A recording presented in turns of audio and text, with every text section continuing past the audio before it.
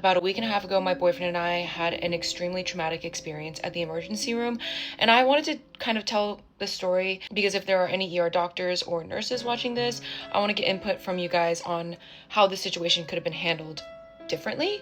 And I also wanted to spread awareness about the severity of surf injuries and how seriously they should be taken. I'm going to try and tell the story the best I can, but I'm still a little rattled. So I'm working from home and I get a phone call from my boyfriend, yet it's his friend who picks up saying that my boyfriend had a surfboard get shot into his eye and that he's going to be taking my boyfriend to the hospital. And in the background, I can hear my boyfriend fearing losing his vision. And he did show, it was a FaceTime call. Also, if you are not with blood or anything like that, maybe scroll. But basically this whole area was hanging off and it is just something that I'm never gonna forget seeing. And in that moment, he could feel that his vision was being compromised. Something had happened to his eyeball. They had him in the waiting room and they pulled him in, said what happened, and they were taking a lot of time. And then after they assessed him, they put him back into the waiting room. And at this point, I was shocked that they had him in the waiting room with everybody else because when it comes to eyeball injuries, time's of the essence when it comes to blood loss to the eye, which causes blindness. I wasn't there during check-in or during the assessment because I wasn't there yet, but their understanding based on their assessment was that it was just a superficial cut above the eye. And this is where I started getting worried because he was holding his eye and he said, "Viv, I don't want to lose this eye. I don't want to go blind." And he said that to me while they put him back into the waiting room. And we were waiting and we were waiting to get called by the doctor. And like I said, time is of the essence when it comes to traumatic injuries to the eye. And I started panicking inside. I was like, every second counts. Why isn't a doctor, why aren't they going into emergency surgery to relieve pressure? Though he was in shock, he vocalized multiple times to the nurses that it feels like the pressure in his eye is building up so much that his eyeball is about to explode. And he eventually gets called. They take him into a room in the emergency room. Once again, we're seen by another nurse, no doctor yet. By this point, around 15 minutes have gone by, and that was the longest 15 minutes of my life. I remember in that moment, all I could hear was time was of the essence. He's losing his vision. He's losing his vision. So I decided to take matters into my own hands. So I go into the hallways. I'm also under a little bit of an anxiety attack at this moment, and I'm just kind of trying to talk to anybody who walks by, trying to explain that this is not just a superficial cut and that he is losing his vision. I speak to a doctor and I say, "Hey, are you a doctor?" And she says, "Yes." And I said, "Well, my boyfriend's losing blood to his eyeball." And she goes, "Immediately we need to get a CT scan to check for internal brain bleeding and to see if there's a hematoma in the eye." And immediately they take him to get the scans. They come back and she goes, "We need to do emergency surgery right now." And when she said that, I was like, brain bleeding? What if he was brain bleeding in the waiting room? When it comes to internal bleeding, that's a really long time, guys. I'm just so stressed out. Still, while they're waiting for the CT scans to come back, she shined a flashlight into his compromised eye, and it was completely unreactive to light. Couldn't even see shadows. And that was just a moment of just pure devastation. And the doctor had confirmed to me that it wasn't looking good. Because once somebody loses complete vision in the eye, it's basically impossible to get it back at best. Maybe he will see shadows with eye rehabilitation and time. The CT scans come back and there's no internal bleeding in the brain, but there is a giant hematoma building up in the back of his eye. They end up calling an ophthalmologist who is 45 minutes away. And 45 minutes, once again, is an extremely long time. Eventually the doctor was like, "Okay, we can't wait any longer. We need to go in right now." And in that moment, I was just thinking about the waiting room, how he was waiting in the waiting room, and how they thought upon their assessment it was just a superficial cut. There was absolutely no urgency. I did not feel a second of urgency until that doctor who ordered the CT scan realized the severity of this. The doctor decided she didn't want to wait for the ophthalmologist anymore because it was just taking a lot of time, and she said, "We need to go in now." And by the time she decided to go in, I saw the ophthalmologist rush into his room, so he got there just on time. And in this moment, what was I doing? I was literally on my knees praying to God, "We need a miracle. We need a miracle." Because at this point, he had lost vision and he was completely blind. I've never been so desperate for God's miracle. After the emergency surgery, I went back into the room and they opened his eye and he had open surgical wounds everywhere. And he goes, "I can see your freckles." A few days later, we went to the ophthalmologist to get some more in-depth eye scans to see how he's doing, and they were not able to explain how he was able to get his vision back. Everybody was shocked. Let me just say, miracles are real. Okay, I'm a cuckoo caca crazy local person. I don't care. I saw what I saw, and everybody in that hospital room experienced it as well, and they said it was a miracle. The interesting part was that they were going to discharge him that night. We ended up spending 2 nights in the hospital, but they were heavily suggesting that he goes home with open surgical wounds. And my mom, she goes, "No, we're spending the night in the hospital."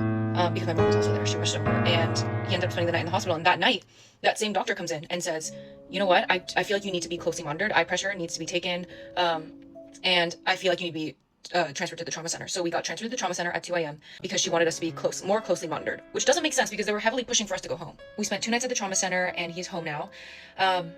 It's just a miracle that he has his vision back. But the reason why I wanted to make this video was because, am I crazy for thinking that they needed to act faster and what to do in that situation because it's the emergency room. And I live in San Diego where surfing is huge. Everybody surfs and there are a lot of surf injuries, and getting a board to the eye or getting a board to the face is pretty common. It's happened to me. It's happened to a lot of people that I know. And I just wanted to make this video just in case if this happens to somebody else and they are not urgent with it, or else they could lose their vision. And I've gotten the hang of being an at-home nurse. And let me know what you guys think. And God is real. God is real. Miracles are real. And prayer is extremely powerful. I experienced it in that hospital room. I know this is not my usual content, but this has been my life for the past week and a half, and I can't stop thinking about it. So thank you for watching. Okay. Ignore how I look. It's post-night shift, okay? Night shift number 1 of 3. I had my first scary, spooky, ghosty experience at work tonight, and I'm afraid. People talk.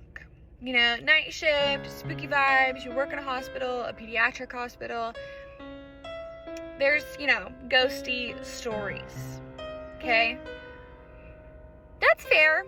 I don't listen to them. The second somebody starts saying, oh, have you heard about this story? La la la la. No. And I don't want to. I get super easily spooked by ghosty stuff.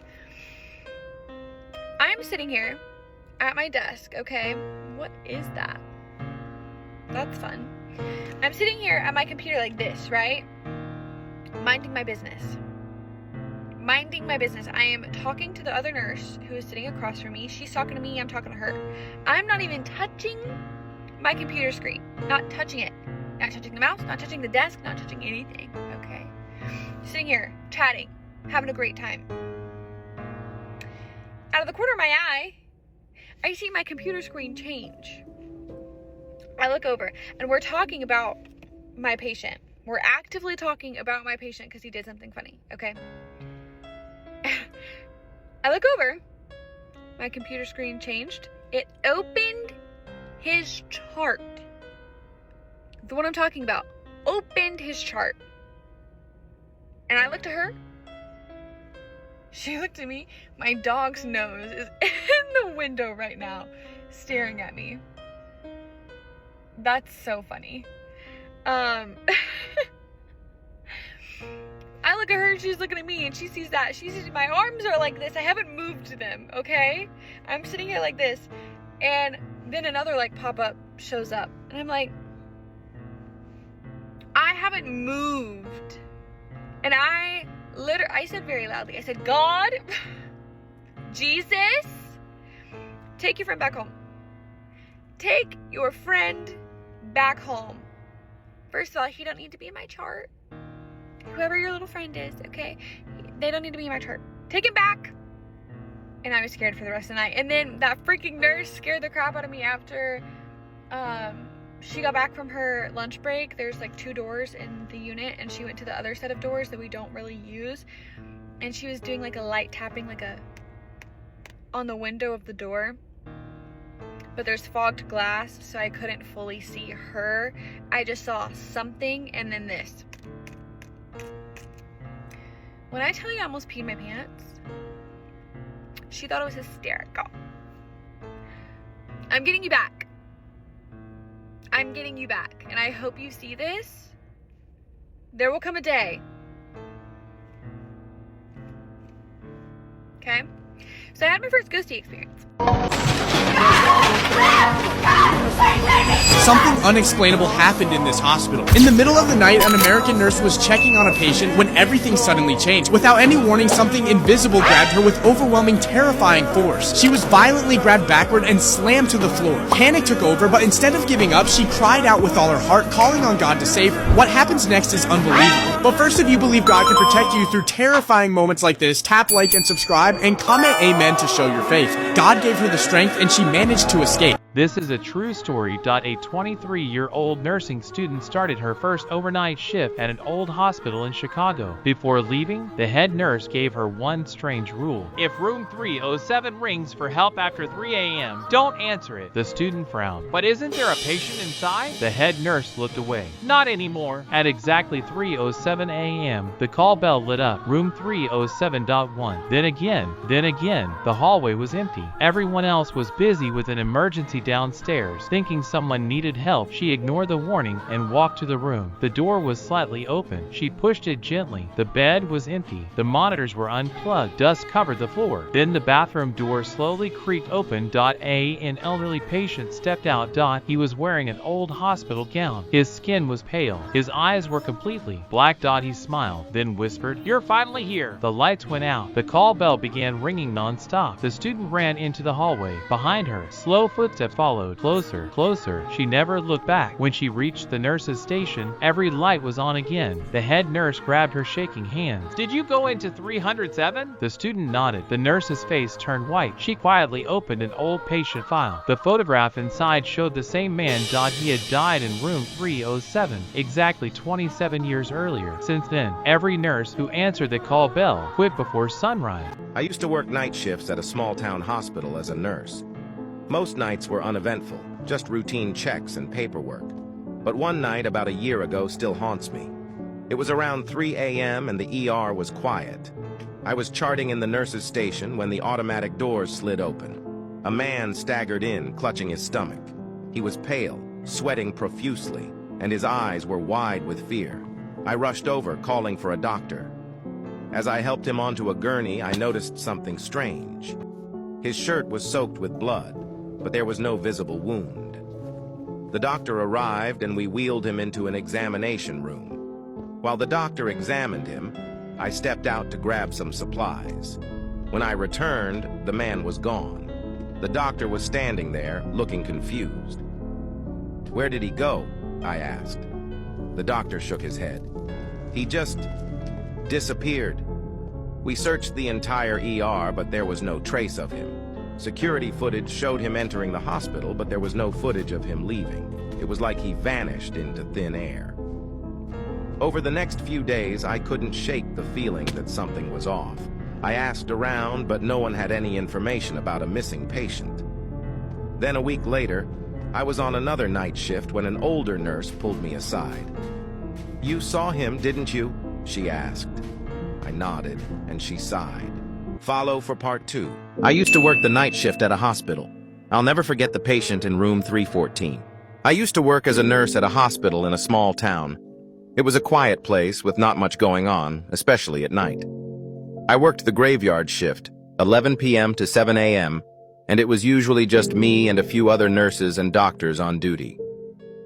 One night, I was assigned to check on a patient in room 314. I had never seen him before, and his chart didn't say much about him. Just that he was a 35-year-old male, admitted with undisclosed injuries. As I entered the room, I noticed that it was freezing cold. The window was open, and the curtains were blowing in the wind. I closed the window and turned up the heat, but the chill didn't go away.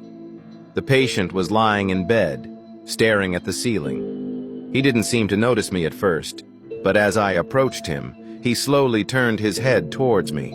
His eyes were black as coal, and they seemed to bore into my soul. I tried to take his vitals, but he wouldn't let me.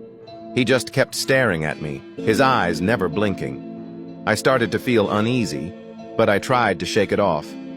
I've seen some weird things in my time as a nurse, but this was something different. As I was about to leave, I heard a faint whisper in my ear. "Get out while you still can." I spun around, but there was no one there. The patient was still staring at me, his eyes never leaving mine. I hightailed it out of there, and I didn't go back to that room again. But the next night, I was assigned to check on him again. I tried to avoid it, but my supervisor said I had to go. As I entered the room, I saw that the patient was sitting up in bed, staring at me again. But this time, he was smiling. His eyes were still black, but his smile was off. It was like he was enjoying some private joke. I tried to take his vitals again, but he just laughed. It was a low, menacing sound, and it sent shivers down my spine. I knew I had to get out of there fast. As I turned to leave, I saw something that made my blood run cold. On the wall, in letters that seemed to be written in blood, was a message. "I've been waiting for you." I never went back to that hospital again. I quit my job and moved to a different town.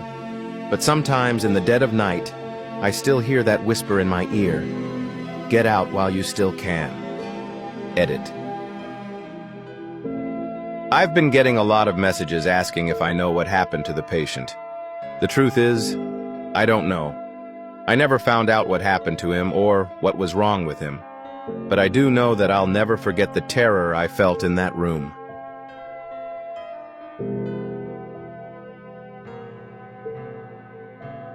Edit 2. I've been getting some weird messages lately with people saying that they've seen the patient in room 314. I don't know what to make of it, but I'm starting to think that maybe I wasn't just imagining things. Maybe there's something more to this story than I thought. Crazy things I've seen as an L&D nurse. I had a mom come into triage. She was laboring, her water broke, and it rocket shot across the bed, hit the wall, and literally splashed all over everybody in the room. Another time I walk into my patient's room, she is laboring unmedicated. She's standing over the bed. I happen to just glance at the perfect moment and her baby starts to come out. And she doesn't have her arms down to catch baby. She's not telling me like, hey, baby's coming out. Not saying a word, not grunting, anything. I run over there, catch her baby mid-air, falling to the bed. I had a postpartum patient. I go in to check on her a couple hours after delivery. The lights are off, everybody's sleeping. Husband, probably 6'4", 6'5", at least 250. He's laying on his stomach, asleep on the couch, snoring. Mom is in the bed. I'm like, hey, can I do anything for you? She's like, hey, can you hand me my baby out of the bassinet? I'm like, sure, no problem. Walk over to the bassinet. There's no baby. I look at mom and I'm like, hey, where's your baby? She's like, oh, I don't know. So I start to panic. I run over to the dad on the bed, like I said, laying on his belly. There's a perfect little newborn baby laying unwrapped on her back on the edge of the bed. If you have any crazier stories, I need to hear it.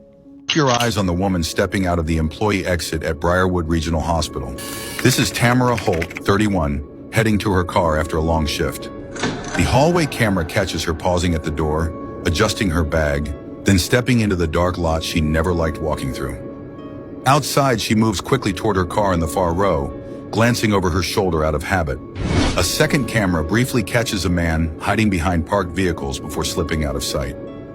Tamara reaches her car, opens the driver door, and leans inside. She looks back one more time but sees nothing. From the blind spot between two large vehicles, the man rushes in. He grabs her. She's pulled backward and dragged into the narrow space the cameras can't see. The struggle is hidden entirely from view. Minutes later, another camera picks him up walking out of the lot alone, slipping through an unsecured maintenance gate. Tamara never returns to the frame. Tamara Holt had been a night shift nurse for 6 years, a job she handled with quiet discipline. Her routines were predictable. Arrive early, stay late, keep her station organized, and never leave documentation unfinished. Co-workers relied on her steady presence, especially on nights when the unit was short-staffed. She lived in a small townhouse just outside Briarwood, a 10-minute drive from the hospital. The neighborhood was calm, tucked into a long row of older, modest homes. She liked the quiet and kept to herself, visiting her sister on weekends and spending her off days catching up on sleep or running errands. Flickered, how far she sometimes had to park when arriving later in the afternoon. She joked about it at work, but the truth was she disliked that walk every single night. Still, she did it alone almost every shift. Earlier that day, she worked half a double to cover for a sick coworker. She texted her sister around dinner, saying she was exhausted but fine. She followed with a quick message complaining about the lot feeling extra creepy tonight, though she dismissed her own comment with a laughing emoji. Inside the hospital, she completed her final round of documentation. She straightened supply carts, reviewed patient charts, and packed away loose items at her station. Nothing in her demeanor suggested fear or awareness of danger, just fatigue. At 12:24 a.m., she clocked out. At 12:26 a.m., she slung her bag over her shoulder and walked toward the exit. At 12:27 a.m., she stepped into the night for the last time. 34-year-old Darius Kellen appears in earlier camera footage before the attack. Though he has no connection to Tamara or the hospital, he is seen pacing near the emergency wing and wandering around the loading dock. He first appears at 11:52 p.m. on a side entrance camera, wearing clothes that don't match any staff uniform, lingering too long near the door. At 12:03 a.m., he shows up again, crouched near There's a rule some night shift nurses whisper about. If a patient sits up in the bed, looks straight at you, and says your name before ever introducing yourself, you leave the room. Not call for help, not ask questions. You leave, because that patient isn't talking to you. In 2018, a nurse in Ohio broke that rule. She was 3 weeks into overnight's ICU floor, short-staffed. Around 2:40 a.m., a man in room 317 sat upright. No monitors triggered, no movement logged. She stepped in and said his chart name. He smiled and said hers, first and last. She froze, asked how he knew it. He tilted his head and said, "You've been standing here before." She laughed it off, new nurse's nerves. Then said, "Not like this," before the badge. She noticed something wrong with his face. Not deformed, lagging, like his expressions were a second late. She backed toward the door. He reached out and grabbed her wrist. His hands were ice cold. He whispered, "You weren't supposed to wake me up yet." She screamed. Staff rushed in. The man was flatlined. Time of death, 2:12 a.m. 30 minutes before he spoke. Security footage shows her entering the room alone, standing still, not moving for 6 full minutes. Then she runs out screaming. She quits 2 days later. Months after that, she told someone what still keeps her awake. When a man said her name, he didn't say like someone calling her. He said like someone recognizing her, like they met somewhere else, somewhere she doesn't remember going. And sometimes when she's asleep or half asleep, she hears the monitors beeping again, and the voice saying, "You're back early." All right, this is me before I go into my very first night shift. My very first one, like by myself. Well, not by myself, obviously. I'm gonna have an attending with me, but like, you know, like I'm not in training anymore. This is like my first one, like, you get it. You get the point. You get fingers crossed that it's a good night tonight. Believe it or not, I have not had my energy drinks yet. I think I'm just, like, the adrenaline is just pumping through me. We'll see how long that lasts. But I packed 2 energy drinks, just in case. And tonight is not a full moon. Actually, I don't know if it's a full moon. I don't know. I really hope it's not. See you guys at 7 a.m. Bye. Hi, cause she's the one. I'ma tell you one time. Girl, I love you. You'll be my number one girl. Always making time for you. I'ma tell you one time. Girl, I love you.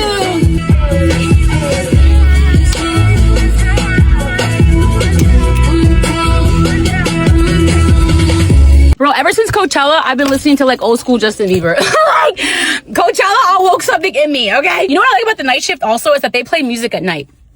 I wonder how they would react if I played Justin Bieber tonight. They probably wouldn't like me. I'm not gonna do that. Okay, let's go. Good morning, everyone. We survived the night shift. Oh my god. Oh my god. And guess what? I didn't have to drink both of my energy drinks. Listen. I still have some left over, which is crazy to me because I literally got no sleep yesterday. I hit a wall at around 4 a.m. and then, I don't know, I got like a spike of energy, came back around 6 in the morning and I was like, okay, we're great. And then as I'm driving home, it hit me. And I was like, oh my God, I'm like actually so tired. The night shift last night, it was not that bad at all. It was actually so manageable and I was so happy. At the end of the shift, my attending was like, good job on your first night shift, Val. He was like, you did very good. And I was like, thank you so much. I'm a words of affirmation girly. I will say that. I always like appreciate it when my attendings, you know, they give me a little boost. Like that makes me feel really good. The night shift is definitely a little bit different compared to the day shift because like, you get people who are like waking up from their sleep from pain, or honestly there was like a lot more kids I feel like in the night shift. You know, parents would be bringing their kids into the ERs. I was really fortunate that last night there really wasn't any traumas. I think there was only like one pretty like a low-key trauma. Actually, oh no, we did have a cardiac arrest actually come in last night, but the cardiac arrest came in like at around like a good time of the night where it was like wasn't really that bad. It wasn't like overwhelming. Oh my god, I feel like there's more, but like I just have brain fog. I can't really think right now because I'm so tired. But overall, my thoughts on the night shift, you know, it wasn't as bad as I thought it was going to be. The energy of the night shift was just like so amazing. My attending was awesome. I loved working my attending. I asked them so many different questions. I definitely feel like I learned to be a little bit more independent today because I tried my best to ask a little bit less questions because I wanted to be more independent because I knew that my attending also had their own patients. It was just basically me and my attending for the whole hospital. I felt like I was definitely more independent on this shift than I was compared to other shifts, which is honestly good because I feel like like I'm like learning and pushing myself. Obviously, when I needed to ask questions, I asked questions. That's one thing about me, girl. I am not afraid to ask questions. Best believe I will ask every question that I need help on because I am a new grad PA, okay? And I will be humble and acknowledge that I need help, and I'm okay with acknowledging that. We're gonna go to bed. I'm gonna try not to sleep that much because I don't want to throw off my sleep schedule because I technically have to go into work tomorrow. So yeah, I don't know. All right. Okay. I can't think. All right. Love you guys so much. My first night shift done. One milestone in my ER career, which is like really exciting to me. I feel like every single day at my job, I'm like growing, and I'm getting better. Okay. So yeah, love you guys so much. Have a great day today. Good morning. Have a good day at work. Your girl will be sleeping. Bye. Okay, I have a ghost story to tell you. I'm in a new hospital and I was walking around and it's empty and it's kind of creepy, and I heard some noises and I started thinking about all the different like ghost stories that I have from years of working in ICU. But the creepiest story that I have, sorry about that noise, it's loud but I can't turn it off. The creepiest story that I have. So I worked in a hospital that the unit that I worked on had never been anything but a cardiovascular ICU, or cardiothoracic. It was hearts and lungs, and heart transplants, total artificial heart, lung transplants, anything cardiac related. So on this floor, there was a patient that we had one time. There was a particular room that kind of gave you the heebie-jeebies when you walk past it. And we had a patient in that room that he was not a nice human. He was somebody that I had actually known like outside of the hospital, so I never took care of him because it was a conflict of interest. But one night he was confused, so he was just saying kind of mean, hateful things. But one of the things that he kept saying is he kept using a racial slur, the N-word, and he kept saying, "Get that little racial slur out of here. He's playing in here. Get him out of here. I don't want that little racial slur in my room." And everybody, like, this man, I didn't like him outside of the hospital, and as a patient, and he was confused, and it was not good. But anyway, he ended up leaving that room, got better, left. And then when you're in the hospital, you can get confused, and it's very normal for you to hallucinate. You have medications on board, like, that's just kind of a normal thing. It just kind of, sometimes your true colors show up whenever you are on medications. I've had women punch me that, their family members say, like, "Oh, they're so sweet and kind," but then they get on, medications, and then they are, hitting and kicking, and anyway, anesthesia can do that to you, as well as medications, and, even if your sodium gets off, there's all sorts of things that can influence you. So we didn't think much of it. I think it was like 2 days later, not just a couple days later, we had the sweetest little old lady in that room, and I did take care of her. She was adorable. I swear I can't remember, she was in her late 80s, but she was so sweet and so cute, poor lady. But she was not confused, and she kept telling me, she was like, "Can you get my purse for me? Give me my purse. I really need my purse. It's over there." And I was like, what do you need your purse for? And a lot of times we don't give patients their belongings because there might be extra pills in there and we got to know what they're taking. So I said, "Well, let me help you go through your purse, and what is it that you want out of there?" She says, "I have some candy in there. I really want to get some candy for that little boy. He keeps coming in here and playing, and I have some candy that I'd like to give him." And I said, "Wait, there's no little boy? And she says, "Yes, there's a little black boy. He keeps playing over there in the drawers, and he's looking for some food, but I have some candy, and I'd like to give it to him." This unit had never been a pediatric unit. There was never children. There wasn't any children on the unit, and nobody was visiting, especially no children. It's pretty creepy. I spoke to my dead coworker at the hospital. I'm a nurse, and this experience at the hospital still freaks me out to this day. A few years ago, I worked pretty regularly with an older guy from radiology. We weren't close, but whenever we saw each other, we'd always stop and make small talk. He was super kind and easygoing. Around December, work was insane and I was mentally all over the place. One day I was rushing to the medication room when I saw him standing by the x-ray machine struggling to unlock it. I was honestly too busy to stop and talk, but for some reason something in my head told me, say hi to him. So I did. I said, "Hey, haven't seen you in a while. How are you?" And he smiled and said, "I'm doing so good. How are you?" I told him I was exhausted but excited because I was leaving soon for vacation. We chatted for maybe 30 seconds, said goodbye, and I went into the med room. I was only in there for like 2 minutes, but when I walked back out, he was gone. The x-ray machine was still sitting there, but he had completely disappeared. About a month later, another nurse mentioned that we had lost a coworker from radiology that year. Then she said his name. My stomach dropped. She pulled up his obituary and a GoFundMe, and that's when I found out he had actually died 4 months earlier, in August. But I know I spoke to him in December, and looking back now, the whole encounter feels wrong. I hadn't seen him in forever before that day. Something told me to say hi to him. He couldn't unlock or move the machine, and after that encounter, I never saw him again. I have another story for you. If scary true stories are your thing, follow for more. A friend of mine, who was also a nursing student at the time at another university, told me this story. It happened one night during a night shift in the pediatric ward. Tragically, a 9-year-old girl had just passed away, and my friend was assigned to perform the post-mortem care. He went through the usual tasks carefully, washing and preparing her body. This hospital's policy insisted that a red bracelet was placed on the right wrist. It was used for all patients who had passed away. Once he had finished, he headed toward the elevator. The corridor was empty and quiet, except for the low hum noise from the overhead lights. And then, out of nowhere, he saw a little girl standing in the distance. She slowly turns and starts running towards him. He was terrified. He ran to the elevator and slammed the elevator close button, desperate to escape. The doors shut just in time, just before the little girl approached. The elevator began descending to the lower floors. His chest still pounding while trying to catch his breath, he looked up and saw an old woman in a hospital gown standing.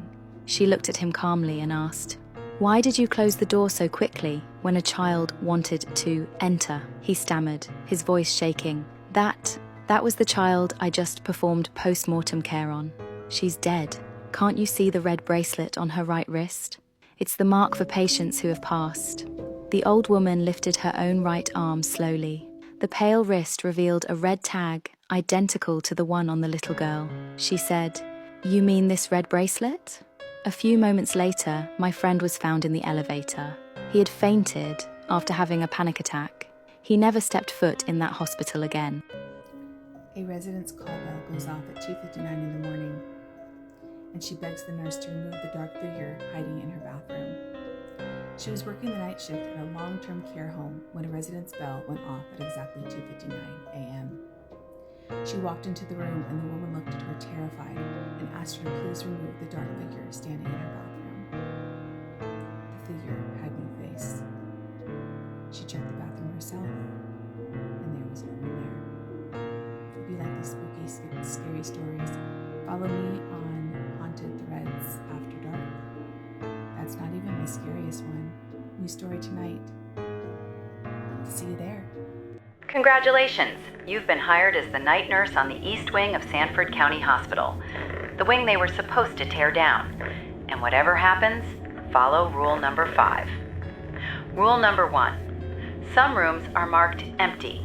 If a call light comes on in one of them, do not answer it. Rule number 2. The woman in 4B was discharged years ago. If you hear her asking for water, keep walking. Rule number 3. After midnight, the elevator only goes down. Never get in it. Rule number 4. If you hear a gurney rolling down the hall behind you, do not turn around. Rule number 5. At 3 a.m., every call light on the floor turns on at once. Sit at the desk and don't move until they go dark. If even one stays lit, you are not alone. Follow the rules. Survive till sunrise. And whatever you do, don't answer 4B. Could you last one night on the East Wing? There is something eerie about working a night shift in an old hospital.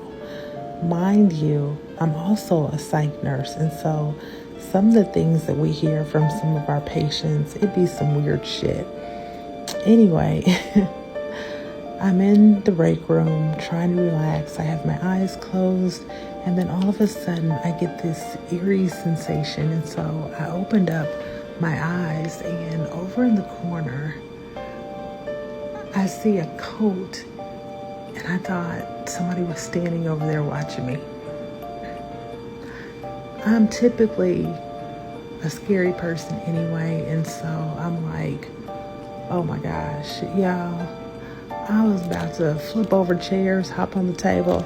I don't know where I was gonna go, but I had to kind of get myself together and say, what is it? Why would it be in here? And of course it was nothing, but anyway, I'm thinking maybe I'm just tired and jittery because I want to be home in my own bed.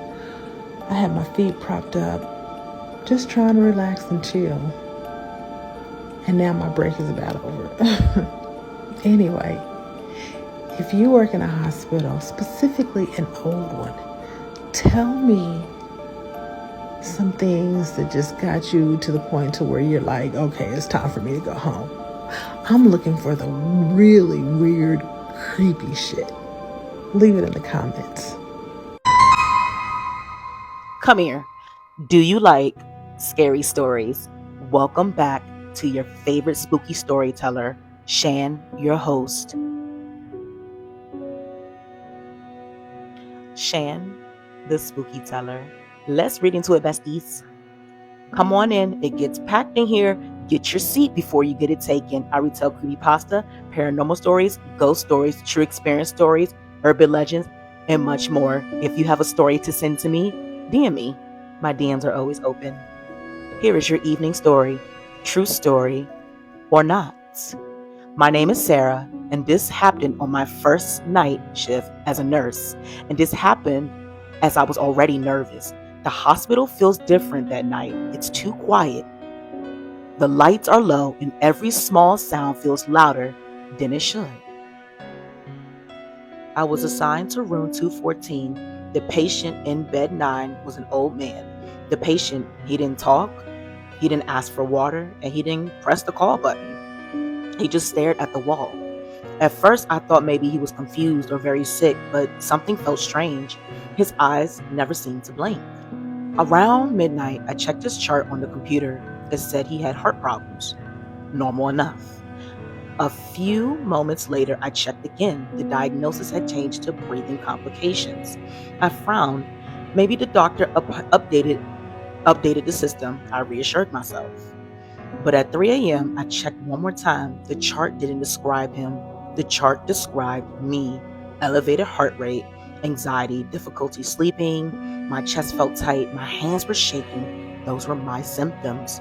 Slowly, I turned toward bed 9. He wasn't staring at the wall anymore. He was staring at me. And at this time, he was smiling. What did you think about this evening's spooky story? I got chills. The fact that, oh my goodness, he was staring at her and smiling. So creepy. Thank y'all for watching. Thank y'all for tuning in. Please share, like, repost, give your girl a follow. My goal is 5K, but I know we're almost near to 4K. Thank y'all for the ones that's been supporting. Thank you to the new spooky besties that's joining our team. Much appreciated. And stay spooky, my spooky besties. A nurse working the night shift at a hospital heard whistling coming from an empty room, and she later discovered that she wasn't the only one who had heard it. Here's your scary bedtime story for tonight. I'm going to refer to this individual as Monica. Now, Monica started working at this hospital in the year 2015, and she started working the night shift. This hospital had a prison wing, however, it was rarely used. Now, during her night shift, Monica would have to walk past this prison wing in order to take samples to the laboratory. One night, when Monica was heading back from the laboratory, she passed the prison wing when she thought she heard whistling coming from inside. Monica stopped, took a look inside, but it was completely empty. Afraid, Monica ran out of there and she immediately ran to another nurse and she told her what she thought she had heard.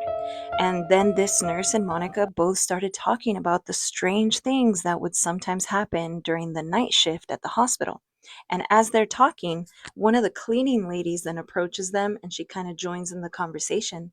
And they ask her, like, oh, have you heard anything strange or has anything weird happened to you? And they hadn't told the cleaning lady about the whistling yet. They were just kind of on the topic of paranormal, spooky stuff that would sometimes happen. And the cleaning lady says, the only thing that's ever happened to me is that sometimes when I'm cleaning the prison wing all by myself, I swear I've heard whistling coming from there. Monica was shocked because that was exactly what she had heard in the prison wing as well. What tune do you guys think this ghost or spirit was whistling in there? Hospitals are supposed to be safe. That's what everyone says. Bright lights, security cameras, nurses on rotation, monitors beeping, doors swiping open only with valid badges. You feel like nothing bad could slip through all of that. But that's the problem. If something does slip through, you trust the building so much you don't recognize the danger until it's right beside you. That's what happened to me, and to the people who never walked out of my wing. It was just after 2 a.m. when I saw her for the first time. A woman in pale blue scrubs standing at the end of the hallway. Back turned to me, she looked wrong, in a way I couldn't articulate. Too still, too tall, shoulders angled strangely. I didn't think much of it. Night shift makes you see things out of the corner of your eye. Long shift, I called out softly. She didn't move, didn't turn, didn't acknowledge me at all. When I blinked, she was gone. Not walked away, not turned the corner. Gone. My stomach tightened, but I pushed it down. Lack of sleep, shadows, hallucinations happen on 14-hour shifts. I went back to charting. Now I know she wasn't a hallucination. She was the beginning. 3 nights later, patient 412 coded, an elderly man with congestive heart failure. Not unexpected. We worked him, stabilized him. He lived. But 20 minutes later, we left the room. He started screaming. Not yelling, not confused rambling. Screaming. Night nurse, he cried, clawing at his sheets. Don't let her touch me again. We rushed in. No one was there.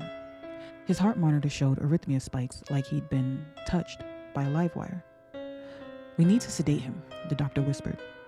He didn't calm down until we gave him IV Ativan. Even then, his eyes kept darting toward the door, like someone was waiting there. He died 2 days later. Officially, cardiac complications. Unofficially, terror. The hospital's older wings had been renovating for years. Cameras glitch, monitors freeze. It's annoying, but normal. Until it wasn't. Around this time, our security guard, Chris, started sending us screenshots of unusual movement in the West Wing. At first, it looked like blur streaks, then like smudges, then like a silhouette. He sent one to our group chat at 3:09 a.m. It showed a woman in pale scrubs leaning into patient 420's room. Her posture was stiff, her head bent at an unnatural angle. What nurse is that? Someone texted. No one answered, because we all knew our team, and no one looked like that. The next night, a badge was found on the floor near the supply closet. It didn't belong to anyone in our unit. It belonged to a nurse who had left the hospital 8 months earlier. An HR rep came in and snatched the badge instantly, claiming it must have been misplaced during cleaning. But the layer of dust on top of it proved otherwise. Someone had brought it in.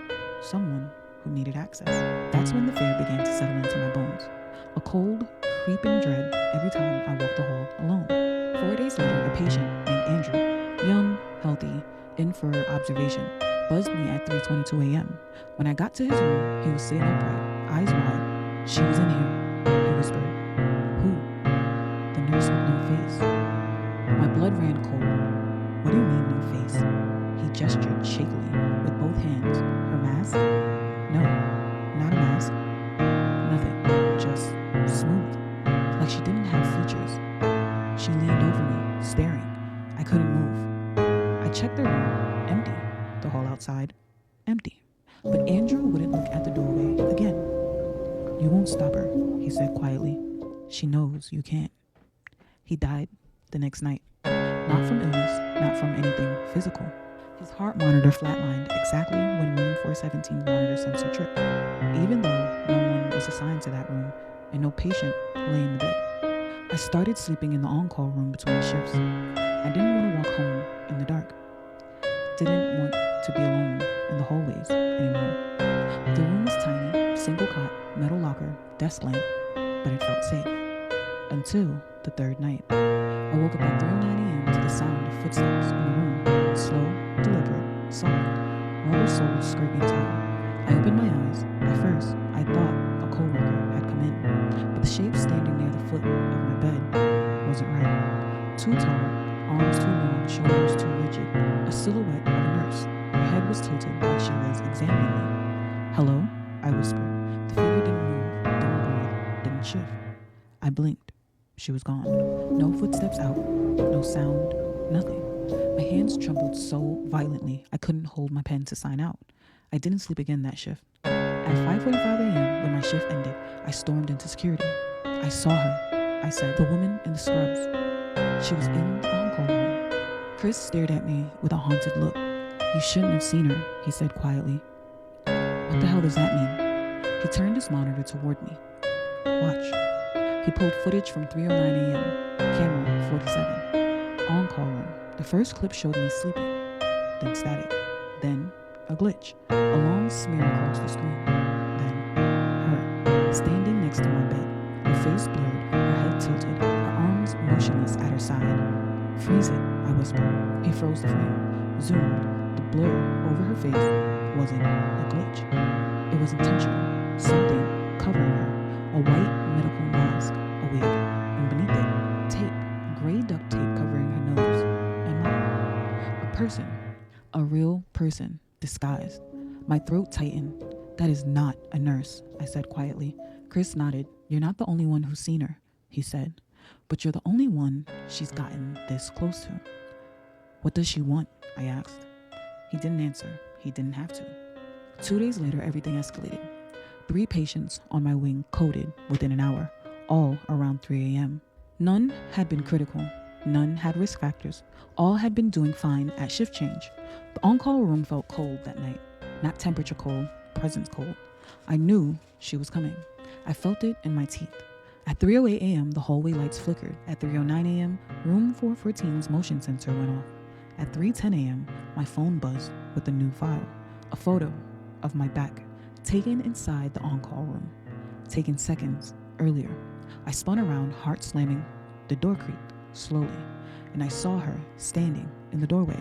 Her scrub stained, her mask crooked, the duct tape visible around the edges, her wig slid slightly, revealing shaved hair beneath. Human.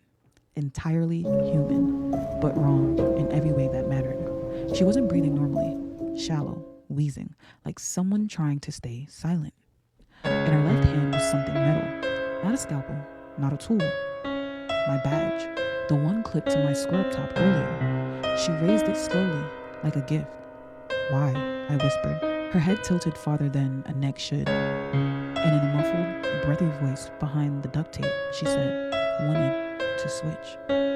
That's when I saw her wristband. Hospitals give discharge patients those flimsy paper bands to track their stay.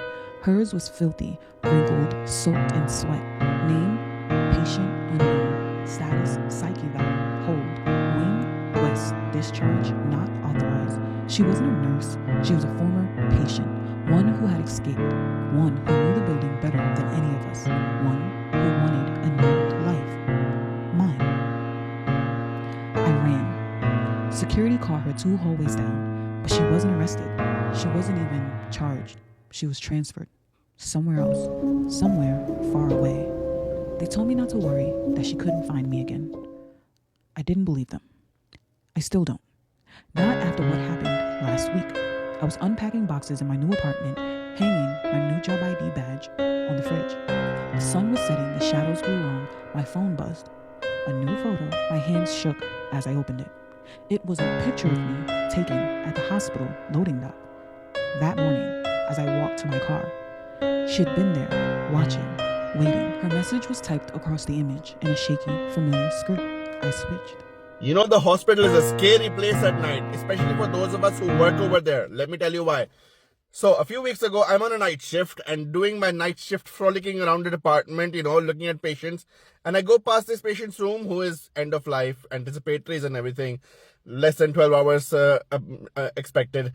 And I see that they're struggling with their bed sheets. They're trying to pull them up. So I go in, like the good person I am. I pull their bed sheets up. I give them a little squeeze on their hand. And they squeeze back and they say to me in the weakest voice, as expected of someone dying, "Thank you, doctor." I turn around to leave and they suddenly squeeze my hand with a vice grip. And I'm like, whoa, what's going on? Turn around to see if they need something.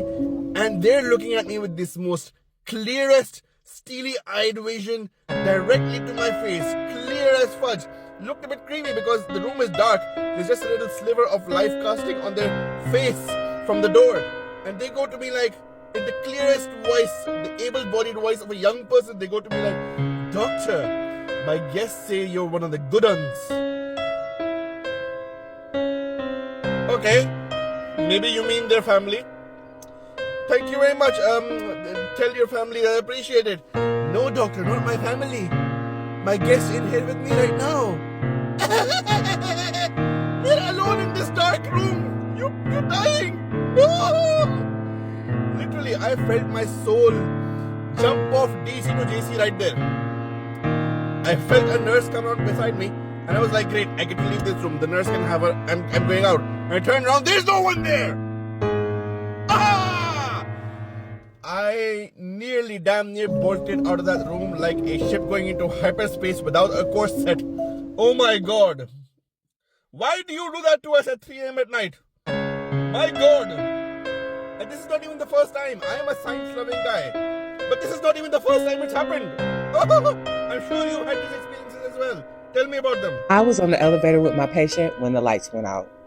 Y'all, a fellow nurse sent me this story and she said this is one of the scariest moments of her entire career. In 2008, she was a step-down nurse and one of her patients had a sudden change in status. And if you don't work in healthcare, just know sis had a whole list of orders that she needed to happen immediately. One of them was a stat CT. So she got everything ready and she went into the patient's room to get them ready for transport. And that's when the smell hit her. Sulfur. She stopped, she checked the patient, but he was clean. Nothing unusual. So naturally she brushed it off. She continued getting him ready for transport. And when they reached the elevator, the transportation tech suddenly paused. He said, "Hey, I'll meet you downstairs. I'll take the stairs." She thought it was a little bit strange, but she didn't really have time to question it. Would you have rode on that elevator alone? Let me know down in the comments. So she pushes the button for the floor that they're supposed to go on. The door is closed and the elevator starts to go down, right? Then it kind of jolted to a stop. She waited because she knew that elevator was a little bit janky and it was probably nothing, but then the lights flickered. And the temperature inside that elevator suddenly dropped. She said she hurried up and pressed that emergency call button. And when she turned around, y'all, right in the corner where she had been standing, there is a little girl just looking at her. The little girl looked at her and said, "Shh." And then the elevator lights went completely out just for a moment. And when they came back on, little Shushy was gone.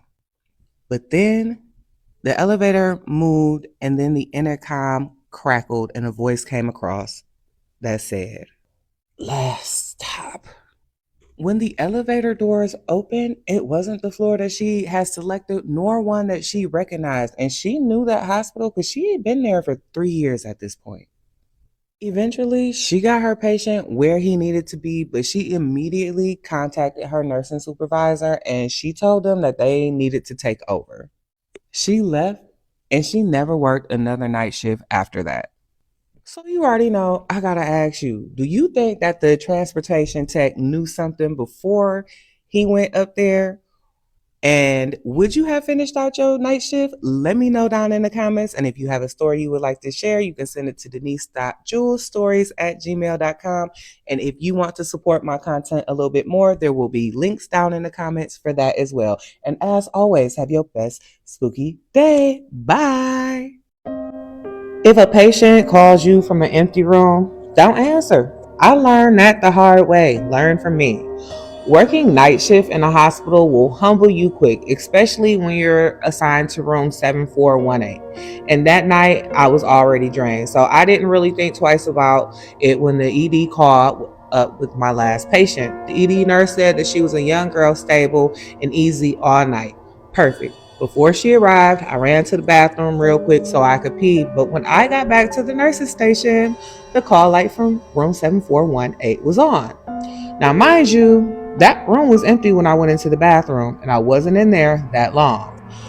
I tapped my coworker on her shoulder, who had her head down, and I'm like, "Hey, did ED bring my patient up already?" She glanced at the call light, and then she glanced at me and shrugged like, "I guess, maybe." So I walked down the hallway, and the closer I got to the room, the colder the air got. And I'm not talking about hospital AC cold. I mean basement, dead of the winter, somebody breathing down your neck cold. When I reached the doorway, I stopped because there was nobody in there. And just as I turned just in time to see the ED wheeling my patient toward me. I waved to shake off the feeling that was crawling across my skin, but it didn't help.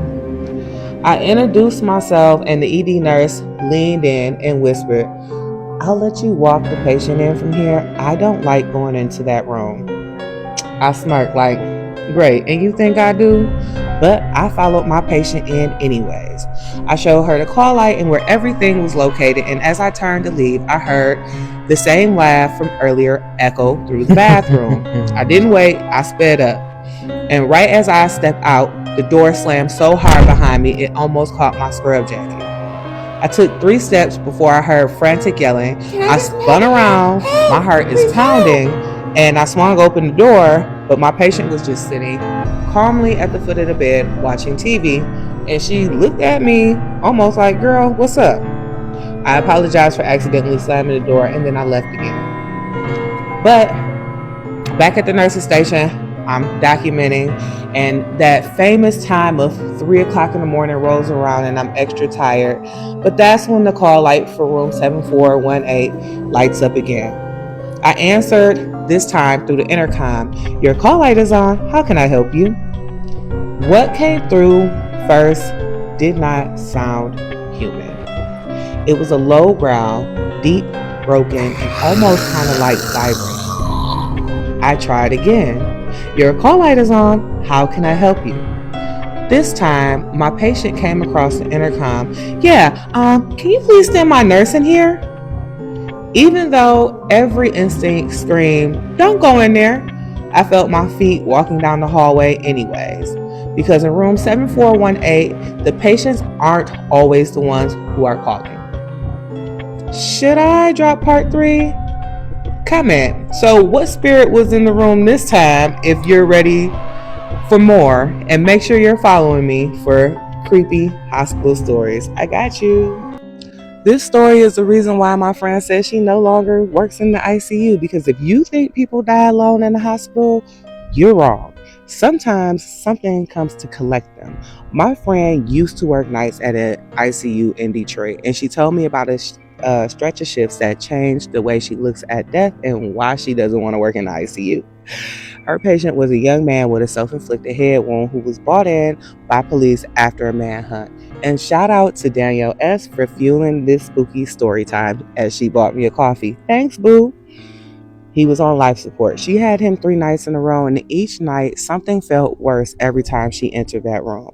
She said the moment that she walked in there the first night, it was quiet and heavy, like someone or something was already there. And while she was charting at the bedside, she started hearing whispering, just loud enough to make out, "He's going to get it. He should have never did that to us." She looked around the room and there was no one, no family present, not even a staff member walking down the hallway, just the ventilator humming. She finished her check and her charting, and she stepped out of the room, and then the door slammed hard behind her. She opened it back up immediately, but the patient hadn't moved. No one else inside of the room. She said after that, she knew that that patient wasn't alone in that room. Night 2, about halfway through her shift, all the alarms start screaming. She rushed in, expecting to see him moving, but when she got to the bedside, she realized that the ventilator tubing was unplugged and he was restrained to the bed. There was no possible way that he would have been able to pull that tube himself. She reconnected everything and tried to shake off the feeling of being watched, but a little bit later, that call light went off, and when she walked in the room, it was completely still. The patient was laying in the bed, silent, but his eyes were wide open, and he was staring at the foot of the bed, not blinking, not tracking, just staring. She did a neurological assessment. She waved her hand in front of his face and nothing. His eyes never even moved, just fixed on the same spot. She finally glanced down towards the foot of the bed, and when she did, just for a second, she said she saw several people standing there, and when she blinked and looked back, all of them were gone.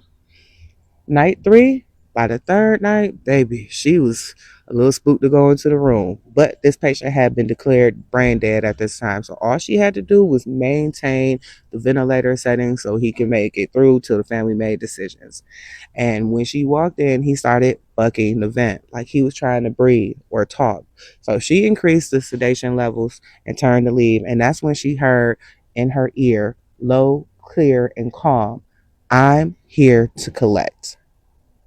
She spun around and there was no one there, just the patient, still and silent, and the machines were humming. At 3:47 in the morning, every alarm in that room started going off, and even though they knew that he was brain dead, they still did a rapid response. They did everything they could, but it didn't matter. He was gone. Eventually, the room cleared out, the monitors quiet, and she had a sigh of relief because she was like, oh, the creepy part is over. But as my friend walked out into that hallway, she realized she was wrong. She swears she saw something that she'll never forget. A tall, dark figure walking down the corridor, and he was dragging something behind it. When she said she took a closer look, she realized that the patient was being pulled by the dark figure. She said after that shift, she stopped believing that some people die alone because sometimes something comes to get them. What do you think came and got this patient? Let me know down in the comments, and have your best spooky day. Bye! Today we're going to discuss a spooky story from the hospital setting, and you know there is tons of paranormal. I do not think I could work night shift at a hospital. So it's night shift, and these nurses are taking care of a little lady who has dementia, and she's normally pretty good, but this night she just kept going on and on about somebody being in her room. And her roommates would call the nurses in there, and they would look and point at her, and she would be all upset, and she's like, "Get that man out of there. There's a big Indian man at the end of my bed. Get him out of here." And this went on all night till pretty much she fell asleep right around 4:30. So later in the shift, the coworkers are getting ready to leave, and they get on the elevator and they head down to the next floor to pick up more nurses that are getting ready to get off their shift also. So they're discussing what's going on and how this little lady just kept talking about the same man over and over at the end of her bed. And then the other nurses from the other floor heard also, and they looked back and they're like, "Wait, who did your patient say that she saw?" So they told her there was a big Indian man at the end of her bed, and he kept coming back. And they said, what room was she in? So they compared notes, and they said, what time was this? And so they discussed it, and the two nurses that were on the other floor just looked at each other, and they were absolutely puzzled. And they said, we had a patient in our room die about 4:30 in the morning. That was the exact same description.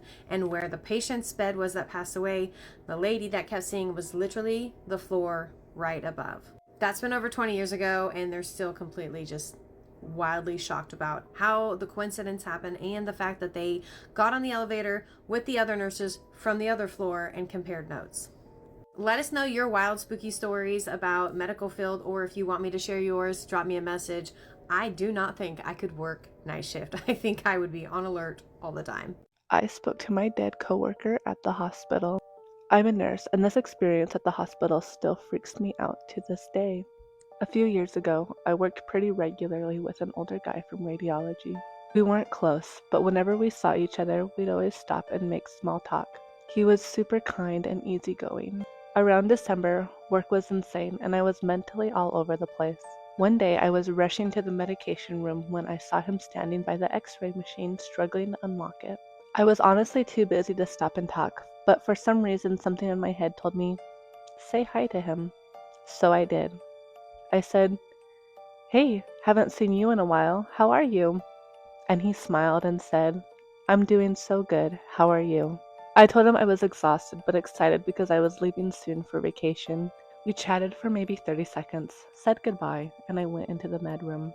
I was only in there for like 2 minutes, but when I walked back out, he was gone.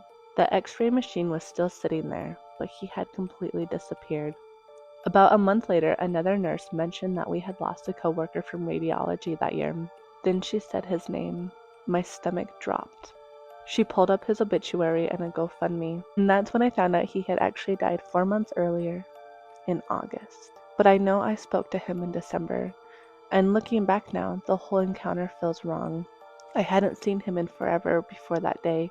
Something told me to say hi to him. He couldn't unlock or move the machine, and after that encounter, I never saw him again. Imagine you're working the night shift at a hospital and a patient's call light goes off, even though they're unable to speak. A healthcare worker shared that they worked on a neuro step-down unit where strange things often happen one night. They had a patient who suffered a severe stroke. He couldn't talk, he was on a feeding tube, restrained, and rarely had family visit. So around the middle of the night, his call light goes off. When the healthcare worker answered it, a calm woman's voice said, "He's really hurting. He needs his pain medicine." They rushed into the room. It was dark. No one was there. The patient was asleep. A few minutes later, the call light goes off again. The same woman's voice pleaded, "Please, he's really hurting." The nurse decided to give him pain medication through his feeding tube and reposition him in bed. After that, the call light never went off again. So let me ask you, if you had answered that call light, would you think it was just a malfunction, or do you think someone was trying to help that patient? They always warned us about working late shifts at the hospital, but I never believed the whispers about the old MRI wing. I used to laugh off the stories, until the night I locked up and heard my own voice echoing back from the darkness, pleading for help. That was the first time I noticed my reflection in the glass door was a blink behind, mouthing words I hadn't said. If you stay with me, I'll tell you the truth about what's really hiding in the hospital's shadows. It started with little things, my reflection's smile lingering a second too long, its eyes darting to the side while mine stared forward. I chalked it up to exhaustion, but then it began to mimic emotions I wasn't feeling, smirking when I was scared, frowning when I laughed. My co-workers dismissed my stories, but I could feel my nerves unraveling every time I passed a shiny surface. I stopped looking into mirrors, but the reflections found me anyway, in polished metal trays, in the glass of my phone. One night, I caught my reflection moving on its own in the staff lounge window. It pressed its palm to the glass, mouthing words desperately, "Let me out." I tried to run, but every reflective surface in the corridor showed a different version of me, some angry, some terrified, some with faces that weren't quite mine. My heart pounded as I realized each one was a piece of me I'd left behind, every time I'd caught my image in the hospital's endless glass. Now, each shift, I feel myself fading, my smile doesn't reach my eyes, laughter feels hollow, and sometimes my face feels numb, as if it's not really mine. Last night, my reflection finally broke through. As I passed the surgical theater, my own face grinned back at me from the inside, while I stood frozen on the outside, unable to move. If you ever see your reflection acting strange, don't look away, because one day, it might decide to trade places with you. The people in her room. She's looking around her and doesn't even acknowledge I'm there. She calls out, "Who are all these people?" I go along with it and tell her I'm not sure. I don't think I've met them before. She then snaps her head around to stare me dead in the eyes and says, "Well, they all know you." Fantastic news. Great. Thanks for sharing. Had a confused patient tell me that the man he killed was in his room. I said, "I'll excuse myself. Sounds like y'all have a lot to discuss."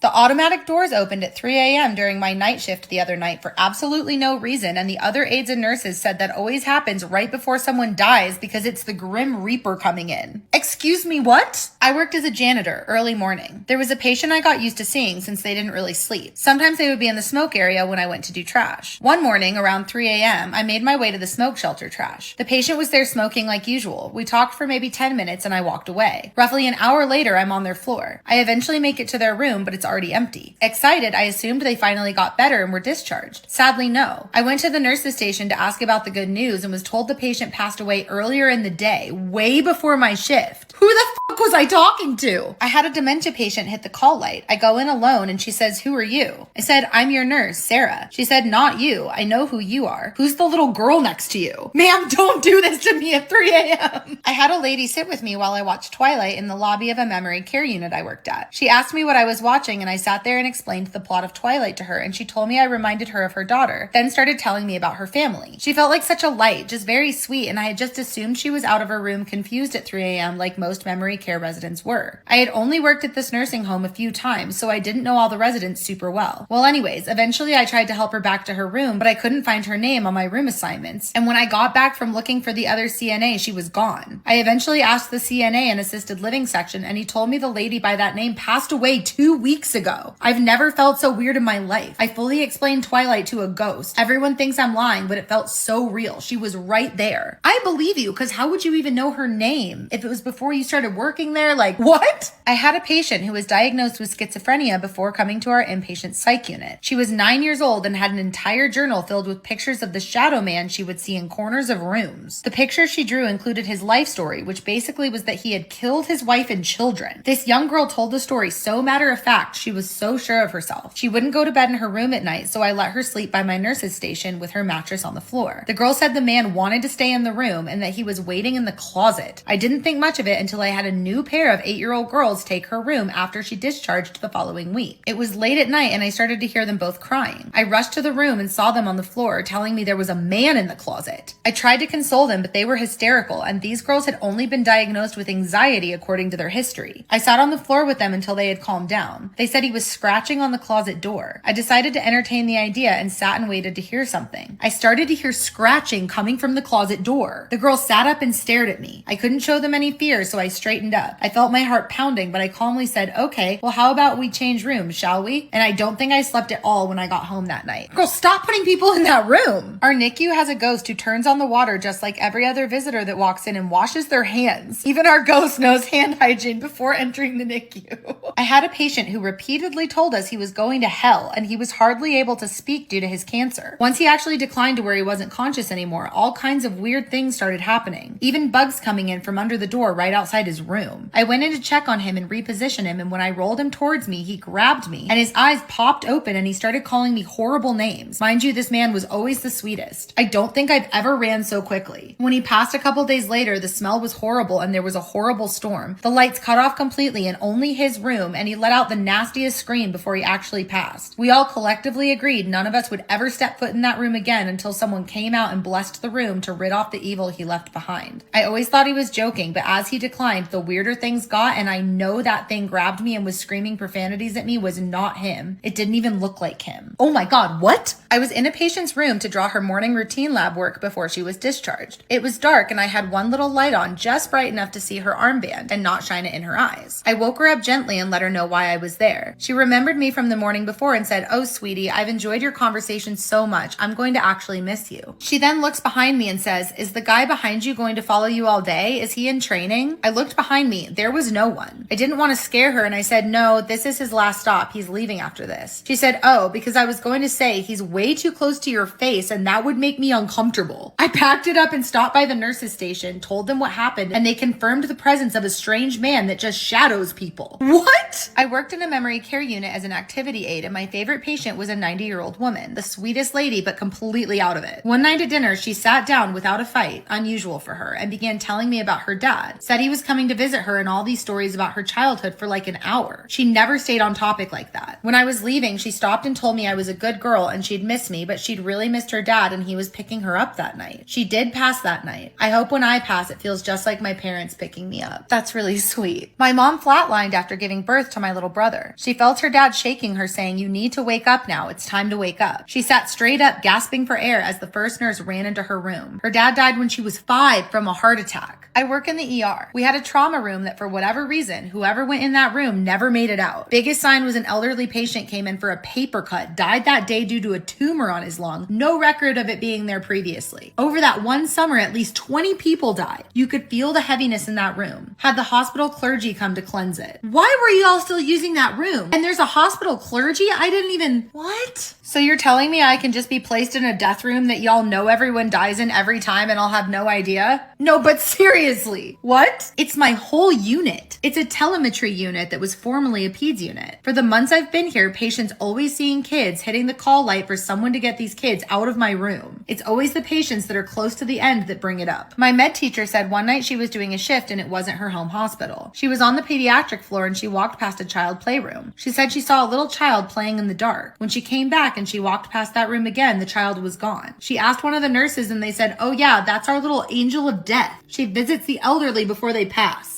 That seems like a very nonchalant response. No? I was a new grad working in hospice preparing a body for the morgue. I had an overwhelming sense of someone behind me, but I wanted to stay professional. I felt a deep puff of air behind my neck and distinctly heard my name in my ear. When I turned around, I was the only one in the room and the patient's eyes that I had closed were open and looking directly at me. It was my first and certainly not my last chilling experience as an RN. Bro, what? I worked on a memory care unit. I had this resident that was in the mere hours of getting ready. So as most of you guys know, I used to work in a trauma center, night shift. I would work from 7:30 p.m. to 7 a.m. In that time, being that it was a trauma center, we would see a lot of fatalities and a lot of just horrific things. With that comes a lot of paranormal activity. The story that I'm about to share will forever be engraved in my mind.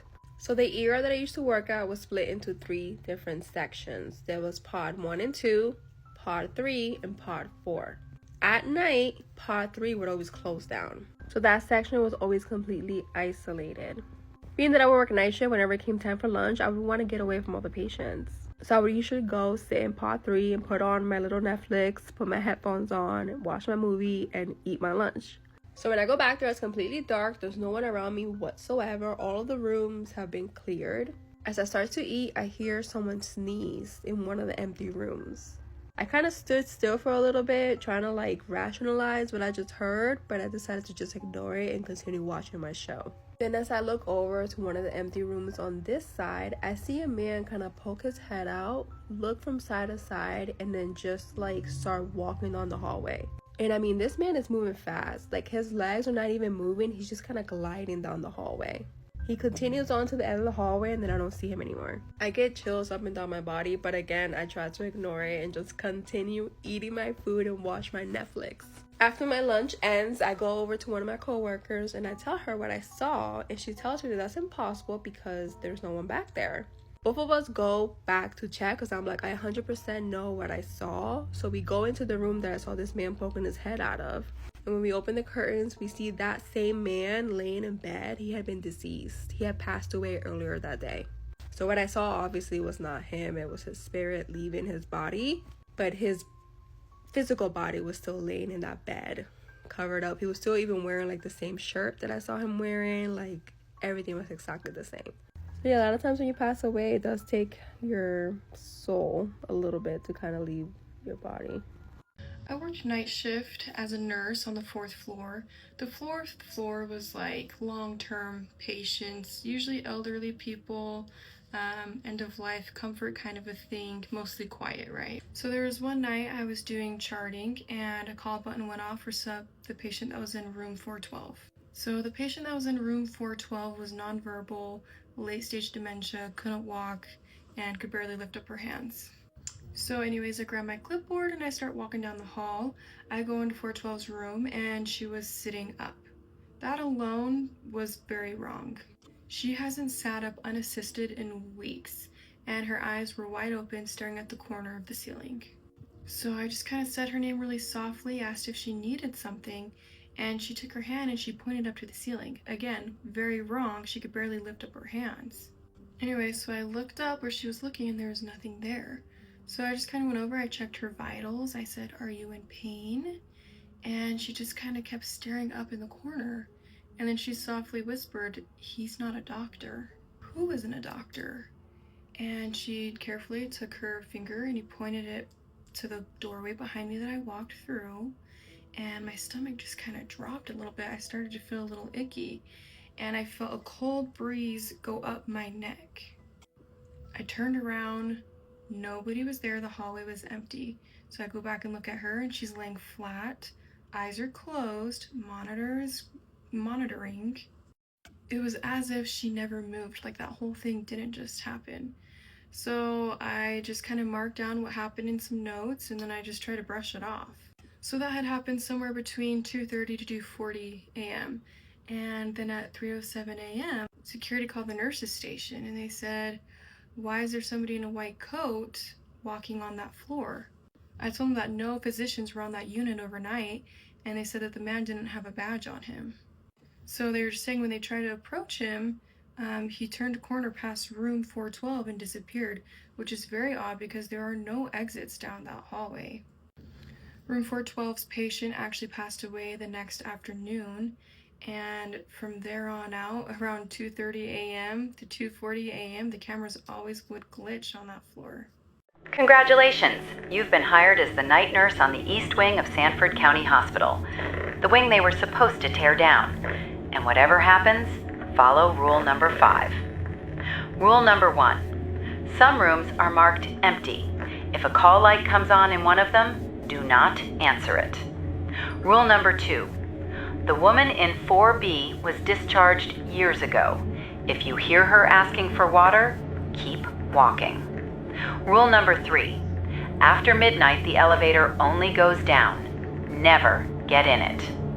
Rule number 4. If you hear a gurney rolling down the hall behind you, do not turn around. Rule number 5. At 3 a.m., every call light on the floor turns on at once. Sit at the desk and don't move until they go dark.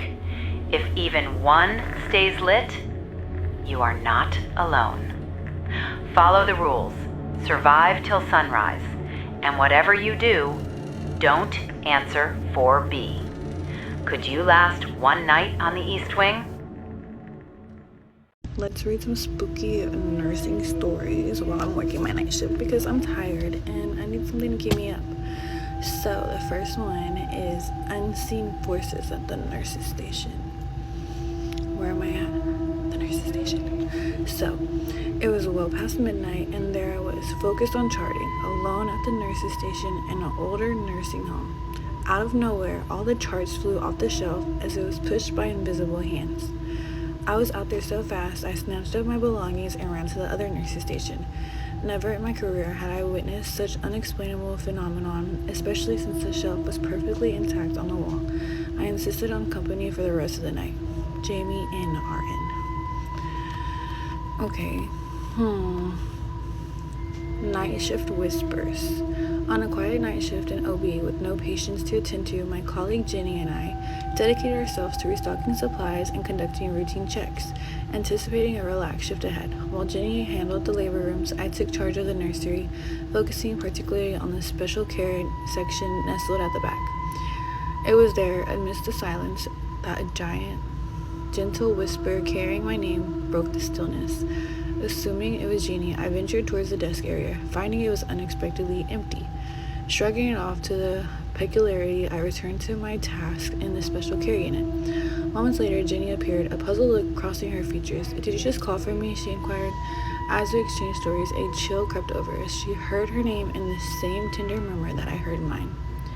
We found ourselves grappling with an unsettling realization. Our unit, secured for infant protection, couldn't be breached by outsiders, yet the whispered name, soft as a sigh, left us questioning if perhaps we weren't as alone as we believed. Dora C. RN.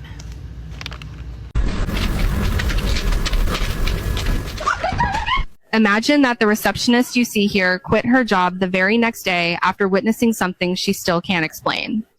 She worked at a hospital handling check-ins for critically ill patients and covering the front desk during overnight shifts. Everything was routine until one night, deep into her shift, she noticed an elderly man quietly walking down the hallway. At first, she didn't think twice about it. Hospitals are busy at night, and patients sometimes wander, but a few seconds later, something clicked in her mind and stopped her cold. That man matched the description of a patient who had been pronounced dead just a few hours earlier. Trying to convince herself she was mistaken, she kept watching. But instead of calling it in or looking away, curiosity and confusion got the best of her, and she followed him down the corridor for just a short distance. What she saw next didn't make sense, no matter how she tried to explain it later. It completely shook her, left her in a state of panic, and changed the way she looked at that hospital forever.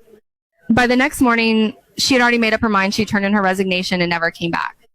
Disclaimer, I don't suggest that you watch this video at night by yourself or while you're working night shift. In an ICU in Kentucky, there was this patient that was experiencing all sorts of hallucinations. They have a video camera in the ICU, which is pretty common now, and they captured this on camera. Does that not look like some sort of demon on top of the patient? The patient died just 3 hours after the nurse took this picture. What is that? So this is an incredible photo. We got two things happening. One, glitch in the camera, something weird with the lighting. Definitely a man-made experience influencing it. But that is happening because a spirit did enter the room. Two things can be true. What I'm feeling is the bottom part of that is the being. The top half is something else. It's some sort of glitchy thing. And it's trying to take advantage of those that are in somewhat of a weakened space as they pass over. This patient was fine, moved to the light, never bothered by it. But these dark beings tend to do that because they are frustrated, angry, not sure why they're there. A lot of times very scared to move to the other side because they know they weren't that great in this life. Definitely made its way into this room, causing the glitch.